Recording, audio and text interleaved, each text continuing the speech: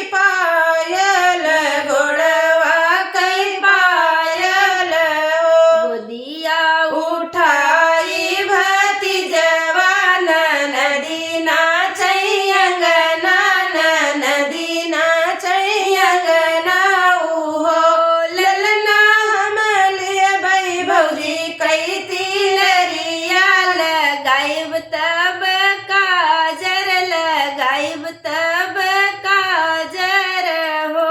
लैया हम लेबै भौजी कैती लरिया, लगाइब तब काजर, लगाइब तब काजर हो। गारे पे नाचै कथी कवायो, रंडी पथुरिया हो, रंडी पथुरिया हो। ललना दई डारो पिया तू ही नमवा, बखान करी है जुग जुग बखान करी